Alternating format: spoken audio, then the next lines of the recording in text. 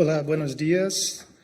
Me llamo Arthur Coelho Becerra, soy de Brasil, del Instituto Brasileño de Información en Ciencia y Tecnología. Y acá estoy con Maximiliano Rodríguez Fleitas, de la Universidad de la República de Uruguay.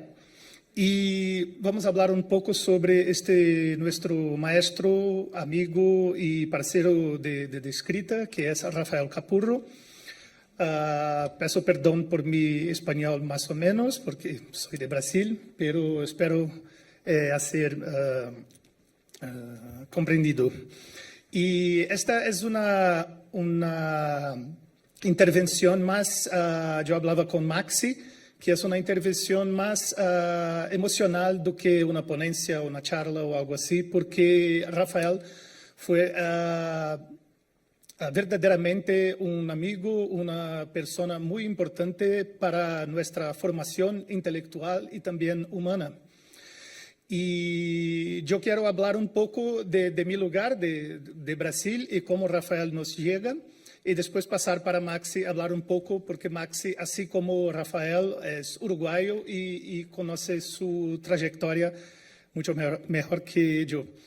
Y bueno, Rafael, yo lo conocí en 2014 en Brasil, cuando lo recibimos para unas actividades académicas, y conocimos el International Center for Information Ethics, que en Brasil llamamos de ICE.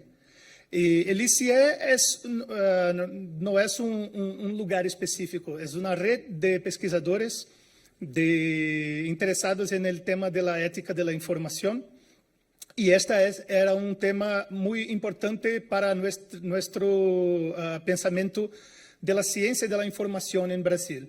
Y Rafael, mucho antes de eso, creo que en 2003, he presentado una charla, una ponencia en Brasil, hablando sobre la epistemología de la ciencia de la información y hablando de una virada ético-política, porque la ciencia de información tradicionalmente trabaja con la organización del conocimiento, y a partir de un cierto momento, los años 80 y después más en los años 90, empezamos a tener más investigaciones sobre la ética de la información, sobre los regímenes de información, los condicionantes políticos, económicos y culturales de la información, y de este nuevo mundo que despertaba en el fin del siglo XX, que es el mundo digital.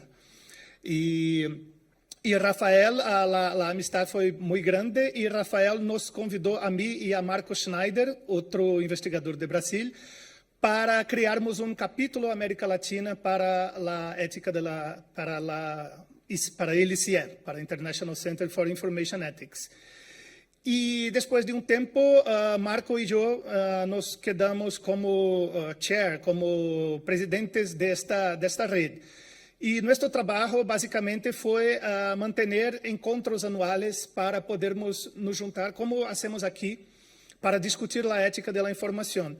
Desde 2022, que hemos hecho encontros en Uruguay, en el México de mi amigo Ariel, y en Brasil también, justamente para nos encontrarmos y para hacermos de esa red un organismo vivo, no solo una red digital, pero un espacio donde nos encontramos, como se sucede acá en Media Ethics.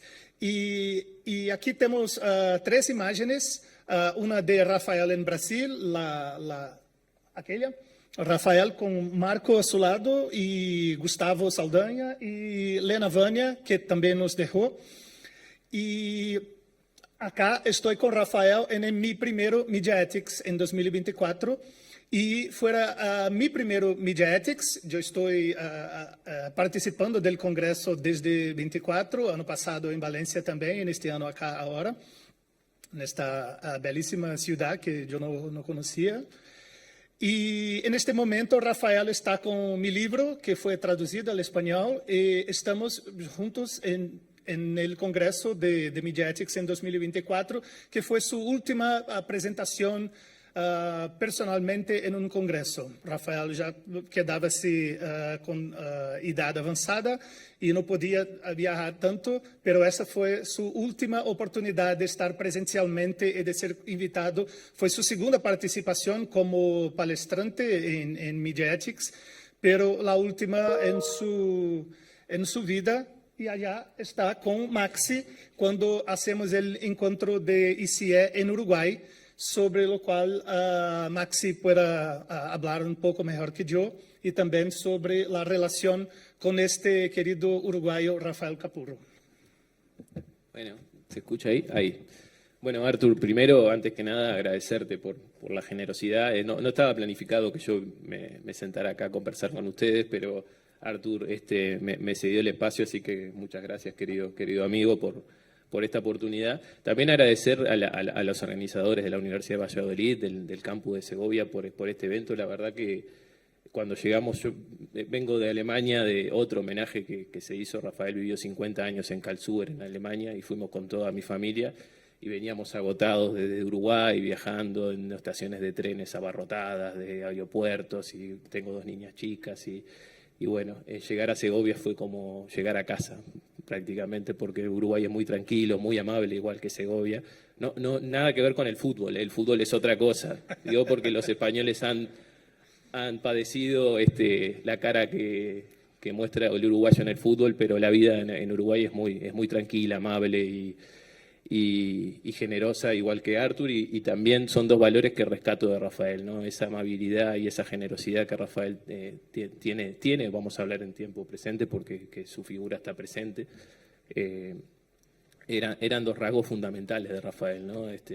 Me pasó cuando era estudiante, recién comenzaba con mis estudios de bibliotecología, y que se acercara a ese maestro que venía de Alemania a conversar y lo hiciera de forma tan abierta, era uno de esos rasgos tan característicos.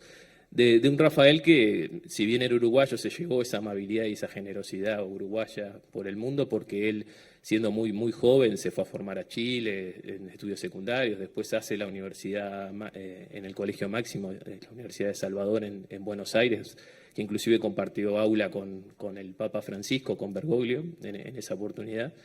Luego comienza a trabajar en el Instituto Atómico en Argentina, en Buenos Aires, que luego ese instituto tenía una sede en Karlsruhe, en Alemania, en el sur de Alemania, y migra definitivamente por trabajo y se queda a vivir en Alemania, y ahí hace su posgrado en documentación en Frankfurt, y finalmente su doctorado en la Universidad de Düsseldorf. Lo cual también habla de una persona que hablaba varios idiomas.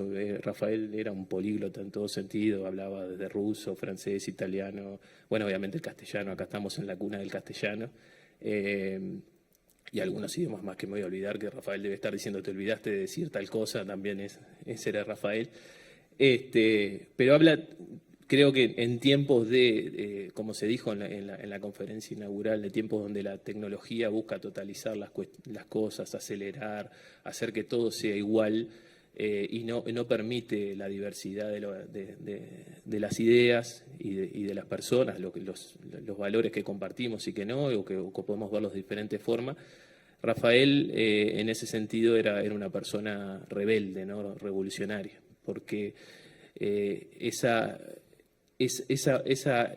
diversidad que se construía en su misma persona, en esa formación tan divergente, porque gracias a esa formación divergente y a ese convivir y caminar el mundo, legó por lo menos a la ciencia de la información aspectos muy relevantes a nivel académico, ¿no? Desde la base fundamental, creo, filosófica que hoy tiene la ciencia de la información. Es producto del trabajo y del pensamiento de Rafael Capurro, el concepto de información, la epistemología de la información, y ni que hablar el campo que él funda, que es la ética de la información.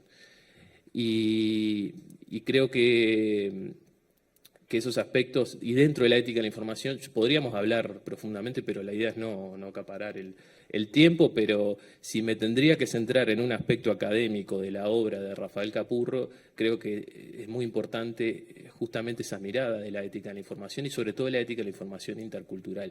Y recuerdo un texto cuando el centro se funda, el centro que ahora preside Artur se funda en 2004, Rafael publica un texto que con un primer congreso, se fundó con un primer congreso que fue en Karlsruhe, donde fueron investigadores de todo el mundo, de diferentes continentes, de los 5 continentes, 6, 7, no sé cuántos continentes, pero había gente de cada uno de los continentes. Y Rafael decía, hablaba un poco de la lengua que se había elegido hablar en ese congreso, y era el inglés, ¿no? Esa lengua que los académicos nos impusimos, de que todos tenemos que hablar inglés. Y él decía, si bien puede sonar como una imposición, también es un puente que de alguna forma se construye con el otro. Y en ese diálogo que nosotros tenemos de valores, de hábitos distintos, en los que la Internet, en aquel entonces era la Internet, no era la inteligencia artificial, pero parece que es la misma discusión en algún punto, ese espíritu totalizador que tiene la Internet, tenemos que ser revolucionarios y orgánicos para poder construir puentes que nos puedan acercar al otro, conversar con el otro, entender qué dice el otro, traducir al otro y en esa traducción saber que hay cosas que se van a perder, hay cosas que se van a ganar, pero hay cosas que nos van a acercar a los demás. Y creo que esa es la vida de Rafael. Rafael en sí era un traductor, y no un traductor en el sentido lingüístico, sino en el sentido... En muchos sentidos, en el entender a los demás, en entender lo rico que es el mundo, lo rico que somos cada uno de nosotros, nuestros hábitos, nuestros valores, y eso creo que es algo muy destacable y creo que es un legado que nos ha dejado que ahora tenemos que seguir construyendo desde otro lugar. Bueno, gracias Artur y gracias a todas y todos por escuchar. Gracias.